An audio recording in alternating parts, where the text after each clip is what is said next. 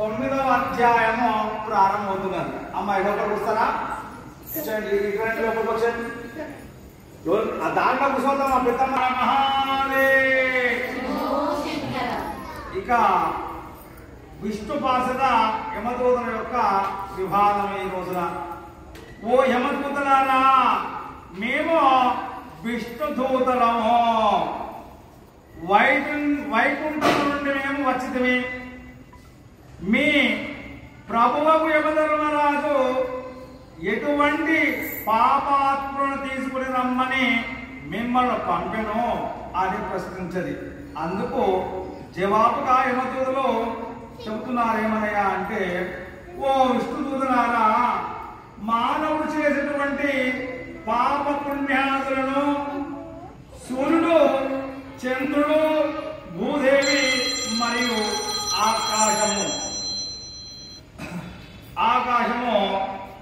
ధనంజయాది వాయువులు రాత్రింభవన్లు సంధ్యాకాలము సాక్షులుగా ఉండి ప్రతిదినము మా ప్రభువు గడకు వచ్చి విన్నవించుచుందురు. మా ప్రభుల వారి కార్యకలాపాలను చిత్రగుప్తులచే చూపించి ఆ మనుషుల యొక్క అవసాన కాలమును మమ్ము పంపి వారిని రప్పించదు. పాపలేటి వారు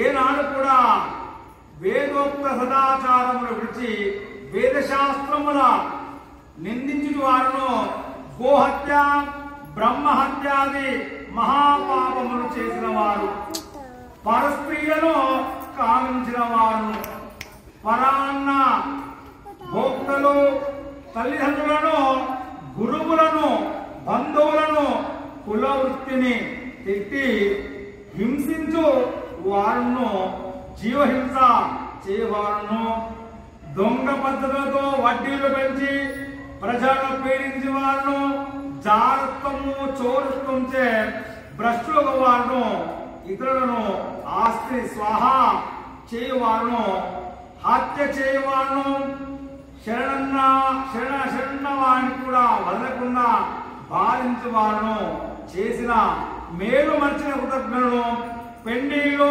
శుభకార్యములు సరివ్వక అటు తగులేవారును పాపాత్ములు. వారు మరణించగానే నరకుకు తీసుకువచ్చి నరకమందు పరద్రోసి దండింపుడని మా యమధర్మరాజు గారి యొక్క ఆజ్ఞ. అది అటు ఉండగా ఈ అసాముడు ఇక్కడ ఏమి చెప్తున్నాడు? యమదూతలకు విష్ణుదూతలు ప్రశ్నిస్తున్నారు. ఏమనయ్యా అంటే, అయ్యా మరి యమధర్మరాజు ఎలాంటి వారిని యమలోకాన్ని తీసుకున్నామని చెప్పింది. మనం ఏమనుకుంటాం, నేనైతే ఎవ్వరు తెలియకుండానే తప్పు చేస్తున్నాను. వాడేమనుకుంటానంటే, నన్ను ఎవ్వరైతే గుర్తుపట్టట్లేదు, ఎవ్వరు గుర్తించకపోయినా కూడా ఆకాశము నింగి, ఇదే నేల, వాయువు, అగ్ని, పంచభూతాలన్నీ కూడా గుర్తిస్తాయట. అక్కడ ఈ పంచభూతాల సాక్ష్యంతో చిత్రగుప్తుడు చిత్ర రాస్తాడు. ఎవరు ఏం పర్వాలేదు, ఎంత మంచి వాళ్ళైనా కూడా. ఇక్కడ పరస్త్రీలను కామించేవారు, తర్వాత దొంగలు అంటే ఇతరుల యొక్క సొమ్మును దొంగిలించేవారు, చాలా మంది న్యాయపరమైన వడ్డీలు కూడా ఇస్తుంటారు. న్యాయపరమైన వడ్డీ అంటే ఏమిటి? 5 రూపాయలు, 10 రూపాయలు, 15 రూపాయల వరకు న్యాయపరమైన వడ్డీ ఇస్తూ ఉంటారు. అలాంటి వారును, ఆ తర్వాత తల్లిదండ్రులను లెక్క చేయని వారు, తల్లిదండ్రులు ఈరోజు పితృ పట్ల మళ్ళీ వచ్చింది. ఈరోజు నిన్న కూడా చెప్పుకున్నాం. తల్లిదండ్రులను లెక్క చేయని వారు, అత్తమామను లెక్క చేయని వారు కూడా ఉంటారు కదా.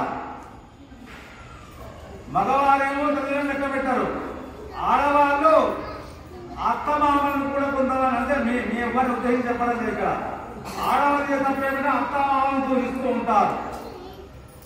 ఇలాంటి వాళ్ళందరూ చిత్రగుప్తులు రాస్తూనే ఉంటాడు. అన్న కూర్చొనిగా పాపాల చిత్ర చిత్రగుప్తులు రాస్తూ ఉంటాడు. అదేవిధంగా చిన్న పిల్లలను వృద్ధులను హింసించువారు. కొంతమంది చిన్న పిల్లలు ఉన్నారు, వాళ్ళు పనిలో పెట్టుకొని నరకయాత్ర చూపిస్తూ ఉంటారు. అలాంటి వారిను చాతకాని వారిని కూడా పనిలో పెట్టుకొని వాళ్ళని ఇబ్బంది పెడుతూ ఉంటారు. అలాంటి వారును వీళ్ళందరూ కూడా అక్కడ చిత్రగుప్తుడు ఎవరు చూసినా చూడకపోయినా పంచభూతల సాక్షిగా చిత్రగుప్తుడు వీళ్ళ చిత్రాలు రాస్తూనే ఉంటాడు. అర్థమవుతుంది కదమ్మా? ఇక ఓ యమకింకులారా, మీరెంత అవివేకులో, మీకు ధర్మ సూక్ష్మము తెలియవు. ధర్మ సూక్ష్మము ఎట్టివో చెప్పదము వినుడు. లజ్జలతో సావాసము చేయువారును, జప దాన ధర్మములు చేయువారును, అన్నదానము, కన్యాదానము, గోదానము, సాలగ్రామదానము చేయువారును, అనాథ పేద సంస్కారము చేయువారును, తులసి వనమును పెంచువారు, తారకములతో పెంచువారును, శివకేశవులను పూజించువారును, సదా హరినామస్మరణ చేయువారును, మరణకాలమందు నారాయణ నారాయణ అని శ్రీహరిని గాని శివశివ అని శివుడి గాని స్మరించువారును, తెలిసి గాని తెలియక గాని మరే రూపమును గాని హరినామస్మరణ చెవినబడిన వారు పుణ్యాత్ములు అవుతారట. ఇక్కడ పుణ్యాత్ములందరూ ఎవరయ్యా అంటే పూజలు చేసినంత మాత్రాన్ని పుణ్యాత్ములు అయితే కాదు. అక్కడ గోదానము, భూదానము, అన్నదానము, సువర్ణదానం అంటే మనకున్నంతలో దానాలు చేయవారు.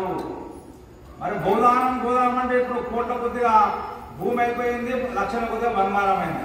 కానీ మనకున్నంతలో దాన ధర్మాలు చేసే వాళ్ళు పుణ్యాత్ములు అవుతారు.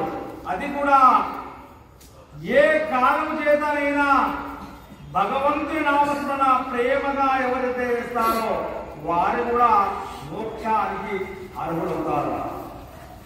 కాబట్టి అజామినుడు ఎంతటి పాపాత్ముడైనో మరణకాలమున నారాయణ అని స్మరించుతూ చనిపోయాను. కానా మేము వైకుంఠములకు తీసుకొని పోదామని పలికిరి. ఆ విధంగా అజామినుడు ఎంత దుర్మార్గుడైనా పర్వాలేదు, వాడు మరణకాల సమయాన నారాయణ నారాయణ అని ఈ విధంగా వేడుకుంటున్నాడు. అప్పట్లో పెద్దవాళ్ళు ఏం చేసేవాళ్ళు, పేరు ఎలా పెట్టేవాళ్ళు? లక్ష్మీనారాయణ, శ్రీనివాసుడు, ఏడుకొండలు, వెంకటేశ్వరులు, శ్రీరామ, హరినారాయణ ఈ విధంగా పెట్టుకునే వాళ్ళు. ఎందుకయ్యా అంటే ఆ కొడుకును పిలిచినప్పుడల్లా ఆ భగవంతుణ్ణి పిలిచినట్టు లెక్క. అజామినుడు అనేవాడు ఎవరు ఇక్కడ అర్థమైందా మీకు?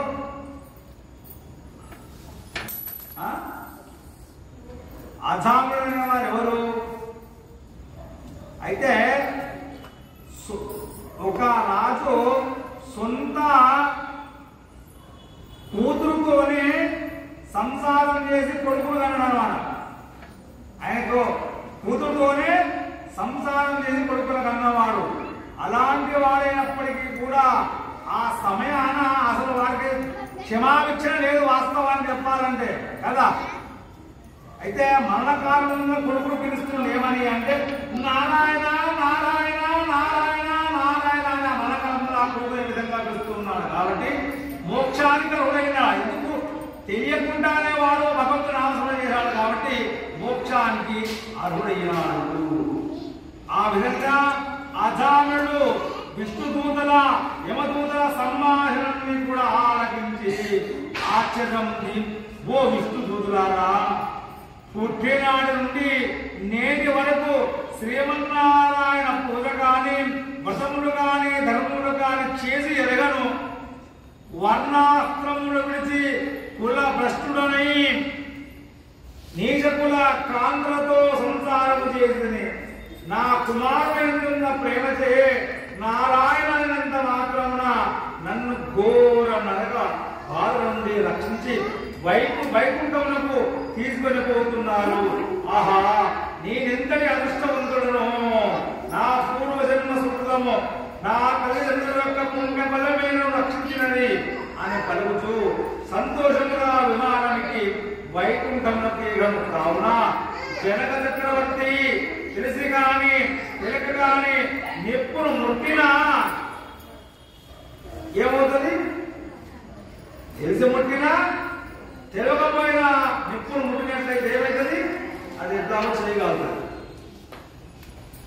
సకల ఆ ముట్టిన బొప్పిలెక్కి బాధ కలిగించును అడుగునే శ్రీహరిని స్మరించిన సకల పాపమును నశించి మోక్షమునందుదురు.